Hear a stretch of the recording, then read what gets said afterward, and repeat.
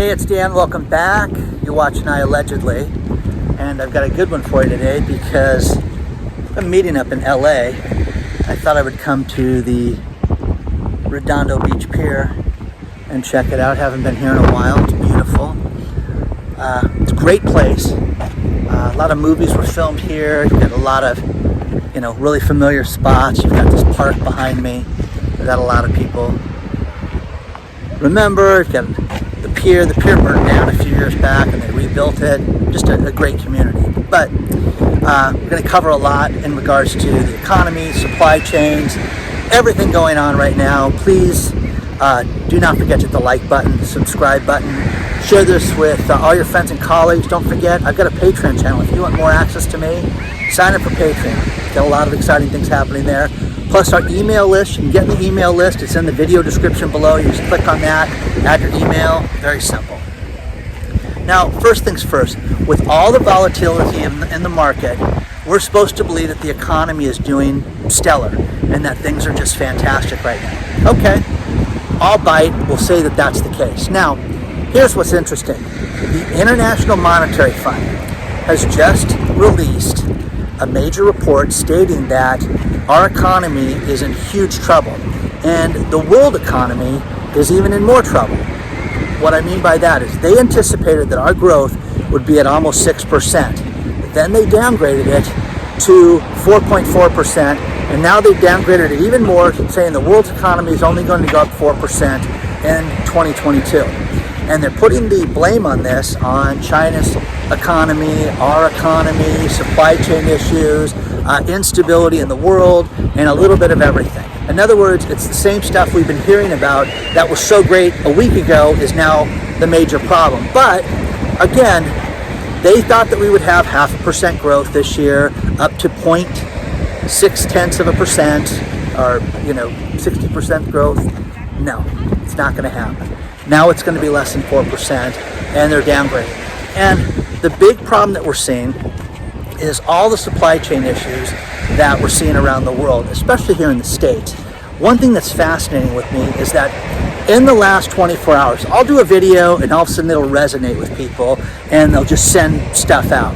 And one thing that really resonated was Chuck's picture, and I don't know where Chuck is out in the country, but he sent that picture of the empty cat shelves, and other people are starting to share their shelves and stories and things like that. But we're getting regional stories about supply chain issues from around the country. And this should be very concerning with you guys. Richard Galanti, the CEO of Costco, he's stating that, first of all, they are chartering their own boats and cannot keep up with demand to charter their own ships. And again, I got to ask you a question. If Costco charters its own ship, don't they have to go through the same ports as everybody else? Isn't there a backlog? Or do they get pushed to the front of the line and don't have to deal with all this nonsense? So there's that. But they can have 8, 10, 12 containers on a ship, and it's at a higher expense, but it's cheaper than waiting for this merchandise to get here. Okay? Now, the main reasons that they're talking about the supply chain issue right now is the health crisis continuing, which it's waning right now. Okay? They're talking about poor weather on the East Coast. Now, okay, what does poor weather on the East Coast have to do with my shelves being empty? Seriously, okay? Doesn't make any sense to me. So there's that. Then the next thing is the supply chain issues that we haven't resolved yet from the ships that are outstanding out in the ocean right now. Now, here in Redondo, you guys, this is north of the ports, so you don't see the cargo ships out here that you see at some of the other places I've shown you guys. So it's just not out there. But as far as the supply chain issues, we're seeing this all over. I am getting things from Italy. I'm getting things from Spain.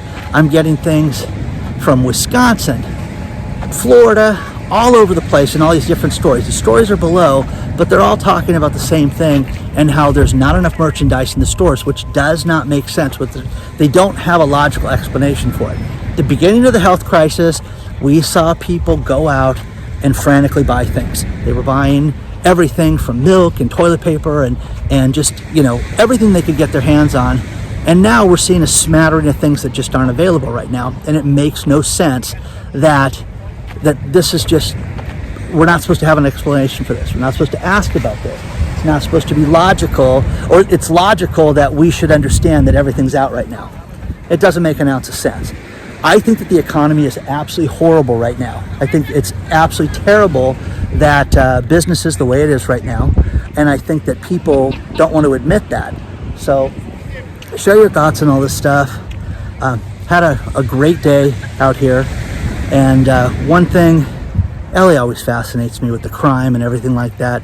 First things first, I want to show you guys, I had a meeting and realized I don't have any cash on me before I went to the meeting and had to hit an ATM. So I drove through a Bank of America ATM, and I'm sitting there, and as I use the ATM, I'm just starting to drive away from it, to drive up ATM. I realized there's a sign about anti-theft on it, and I wanted to show you guys this because this is insane. This is the sign of the times as far as theft. Take a look at this.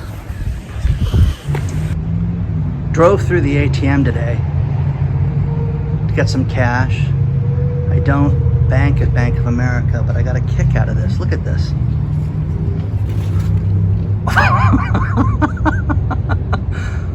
Oh my gosh. Yeah, I'm thinking about stealing the ATM. Well, think twice.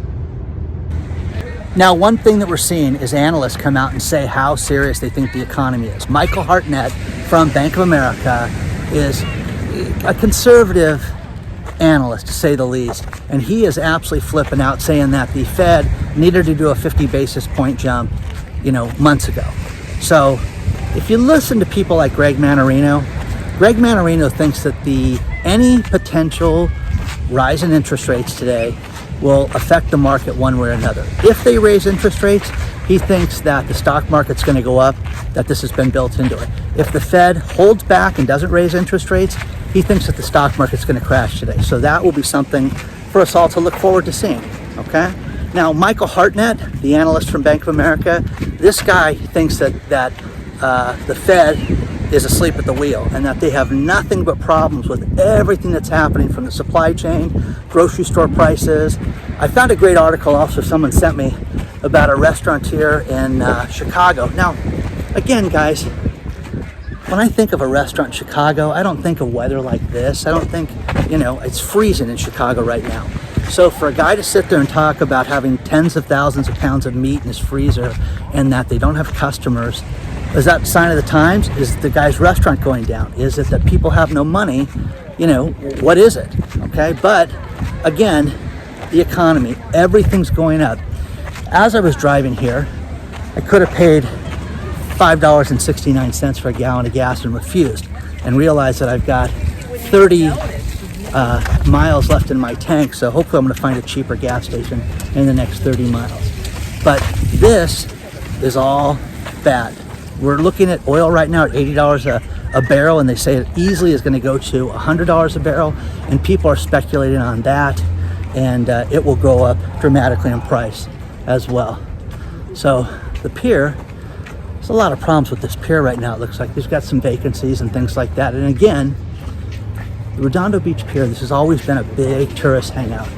So, for example, you guys can rent a 4,000 square foot nightclub. Come on, let's do it. iAllegedly live, let's do it. We'll have ourselves a party.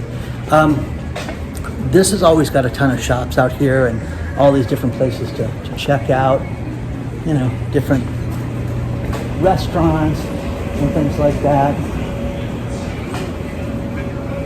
Wasn't it funny about that ATM with the warning sign? Hey, this ATM is protected by a locking device.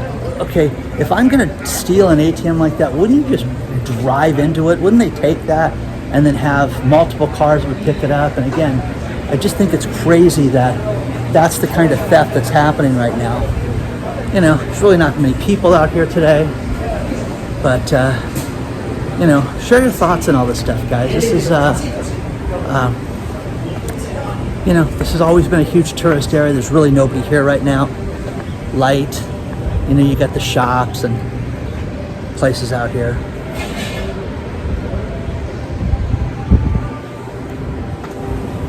Now we've got some cryptocurrency stories, and the first one is Bitcoin. The IMF, they popped up twice today. The IMF is urging El Salvador to get rid of Bitcoin as a currency, and they're saying that Bitcoin it fluctuates too much, it's too unstable, you cannot have it as a currency for El Salvador. Now El Salvador, just to refresh your memory, in September of 2021, they came out and said that they were going to accept Bitcoin as a currency, and they've been buying Bitcoin as a currency. And, they've seen it drop a dramatic amount. This pier, you can see how beautiful this is, guys. And you've got the walkway area, and then you've got the fishing area out here. It's kind of nice. But we've seen the instability of this stuff over the last year. Now, Ayub Bakuli is the president of El Salvador. Oh, look at all the crabs, guys. Do you have crabs? Anyways, Ayub Bakuli is the president of El Salvador, and I got to give this guy credit because people are talking about, you could make more money at McDonald's than you could with Bitcoin, and he came out wearing a McDonald's employee shirt with his name on it and everything, which is kind of funny. Which leads to the next story, and that is our main man, Elon Musk. Elon Musk came out and said that he wants to see McDonald's accept Doge Coin, and that if McDonald's accepts Doge Coin, he will go eat a Happy Meal at McDonald's. And Doge Coin went from 13 cents to 14 cents in a day, just by that announcement. So, again, the hype master general himself talked about that. But all this different food, guys. You can get out here, set it on the pier. It's really nice. So, again, I get a kick out of this because of all the hype with Bitcoin and with all the cryptocurrencies. There's really nobody fishing out here right now. Now, another story that I think is really cool is there is a company that developed something called the Air Car. The Air Car is a car that in 3 minutes time, it can convert from a car to an airplane and can take off. Now, there's something Elon Musk could do. Now, if he did that, that would be awesome if he did that. So anyways, it's a Slovakian company, no price on it yet. They're saying that it's going to be out inside of a year. They're going to have pricing and be able to sell it to the public, and that you can fly this thing wherever. Now, check this out, guys. On this pier, there's pelicans hanging out. I think that's a herring right there. That one. And then you've got the pelicans. I mean, they're not stupid. They know where the food's at. So, just really beautiful animals.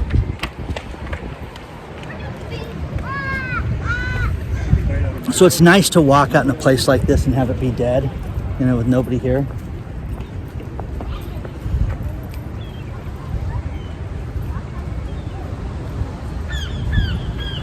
Hi, buddy. So I don't have anything for you. Very cool. So share your thoughts on all this stuff. Would you buy an air car? I mean, would that be the coolest thing ever? Talking about people that will crash it and do some serious damage. I think that's going to happen, but share your thoughts on this stuff. Plus, walked into a Macy's today. Take a look at this. Let's check out Macy's.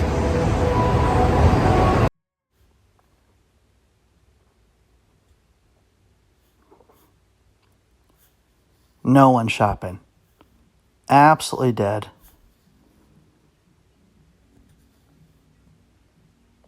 Just a ghost town. Look at this.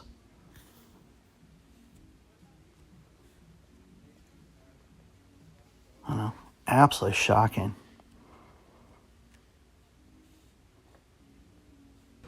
When's the bankruptcy, Macy's? This place is dead. Unbelievable how there is no one here in this entire store. Now, this is the Macy's connected to the Century City Mall, and you can sit there and say, oh, Dan, it's the middle of the day, there's nobody there. The mall was packed. Mall had people. This place was dead. It's over.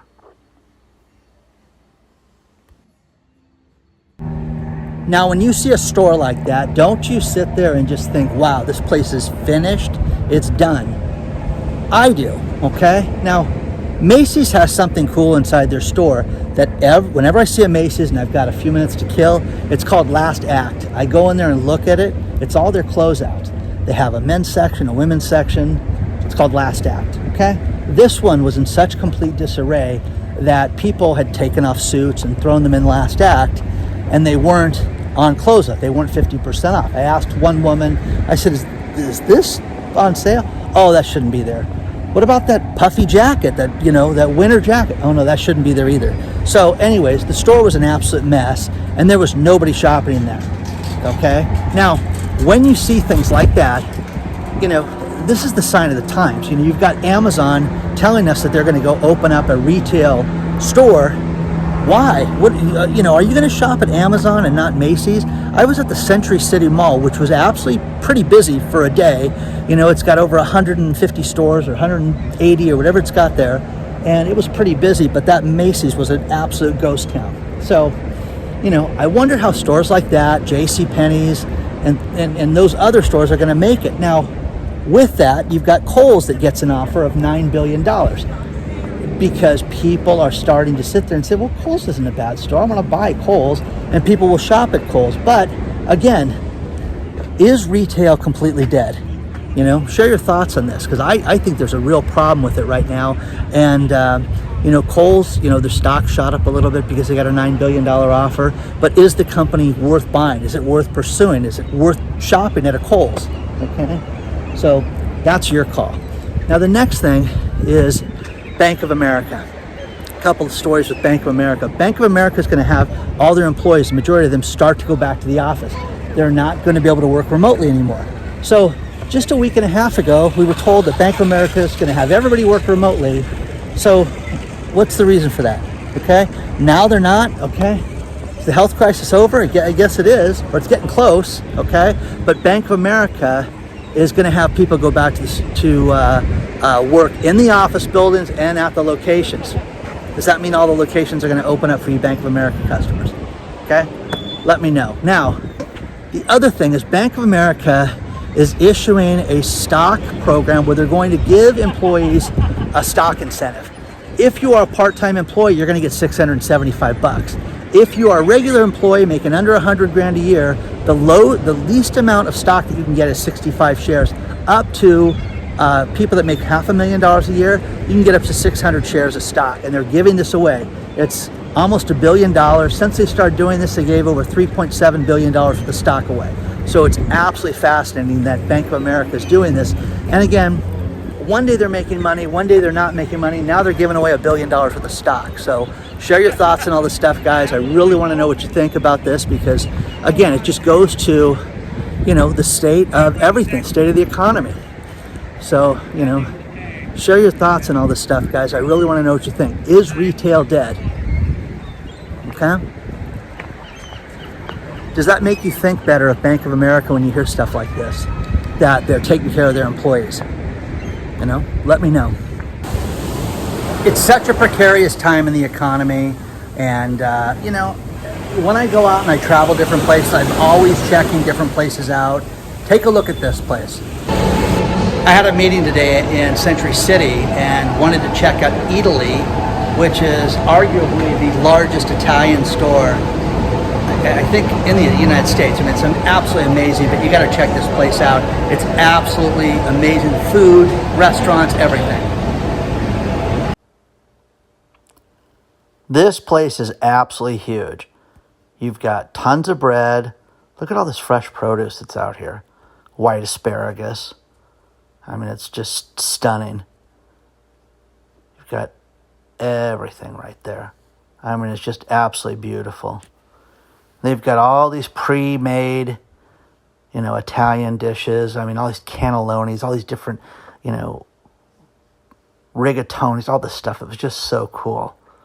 See all that already made. And you've just got so much stuff here. I mean, it just, you could spend all day looking at everything, eating everything. I picked up a few things, but it's just look at how big this place is.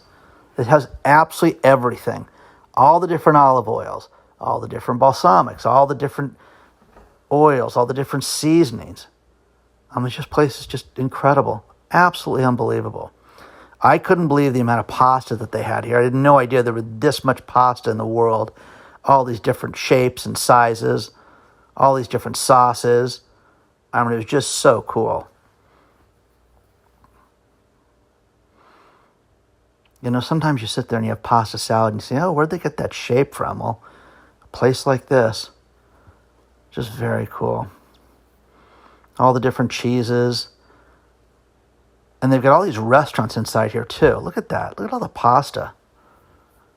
But just a really cool place to check things out. I mean, if I lived closer to a place like this, because it's basically an hour from my house, I'd come shop here for meals and stuff, just on a, weekly basis, pick something up and make it. But, I mean, it's incredible. Full cheese shop. All these different Parmesans and all these different flavors. I mean, just stuff you're just not going to see in the market. Some of it's pricey. The meat market was insane. Look at all that. Different sausages and everything. And then they had, the seafood is separate. Get whole fish. I mean, it's just really cool. Just a really cool vibe. Nice people. Everybody's helpful at answering questions and everything. And, just beautiful. One of these places you could spend hours looking at things. This guy's making homemade mozzarella right there, which you just don't see on a regular basis. They've got all this stuff right there you can take home with you, and just really, really cool. Have some prosciutto. I've never seen that much prosciutto in my life. All these different types, different cuts. Just amazing.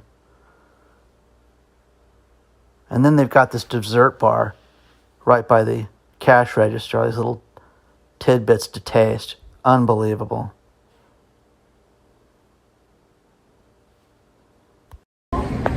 Wasn't that place amazing? It just unbelievable. It just went on and on and on. I'm going to finish this video with these last couple stories. And the first one is, if you or anybody you know is suffering from cancer, there is a new study out that magnesium-rich foods, spinach, avocados, guacamole, things like that are magnesium-rich can help fight tumors. There's an article below on that. And the final thing is, this is unbelievable. Prince Harry and Meghan Markle have a podcast, okay? And it's such a disaster that Spotify has seized the podcast. So this podcast has basically cost Spotify $675,000 a minute so far. That's what they've paid for this thing. It's crazy. So they say it's awful. They had to seize it because it was so bad.